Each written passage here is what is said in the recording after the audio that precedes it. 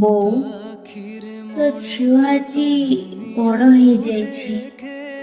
10 ପଦ କଥାରେ ଉଠୁନଥିବା ତୋର ଏଇ ଝିଅଟା ଆଜି ଆଲାରାମ ଘଣ୍ଟି ବାଜିବା ଆଗରୁ ଉଠି ପଡ଼ୁଛି।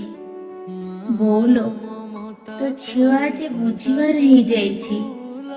ଫୁଲା ଭାଙ୍କିଆ ହୋଇ ବୁଲୁଥିବା ଝିଅଟା ଆଜି ଶାଶୁଘରେ ସଭିଙ୍କ ମନ ନେଇ ଚଳୁଛି। ବୋଉ, ତୋ ଝିଅ ଆଜି ତୋ ରୋଷେଇର ମୂଲ୍ୟ ବୁଝିପାରିଛି। ଯେବେ ରୋଷେଇ ଘରେ ମସଲା ବାଟୁଛି, ବାସନ ମାଜୁଛି, ଝାଳରେ ଗାଧୋଇ ପଡ଼ୁଛି।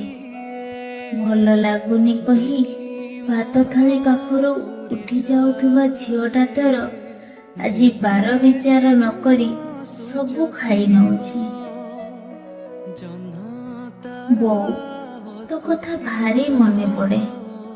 କର୍ତ୍ତବ୍ୟର ଭାର ବୋହି ଯେତେବେଳେ ଥକି ପଡ଼େ। ବୋଉଲୋ, ତୋ କୋଳ ଭାରି ମନେ ପଡ଼େ। ଯେବେ ରାତି ଅଧରେ ନିଦ ଭାଙ୍ଗେ, ଆଖିର ଦିଟୋପା ଲୁହ ଝରେ। ବୋଉ, ତୋ ପାଇଁ ପଦେ ଖା ଖା କହି ହାତ ତୁ ଉଠାଉ, କିନ୍ତୁ ମାରିନାହୁଁ ତୁ କେବେ ମତେ। ମିଛରେ ଆଖିରୁ ଲୁହ ମୁଁ ଝରାଏ। ଆଜି ଖା ବୋଲି କେହି କହିବାକୁ ନାହିଁ ମତେ। ବୋଉ, ତୁ ତ ସବୁବେଳେ ମନେ ପଡ଼ୁ, କିନ୍ତୁ ଆଜି ମନେ ପଡ଼େ ତୋର ସେଇ କଥା। ଆଉ ଇଚ୍ଛା ହୁଏ ମୁଁ ଆଉ ଥରେ ତୋର ସେଇ ଛୋଟ ଝିଅ ହେଇଯାଆନ୍ତି କି।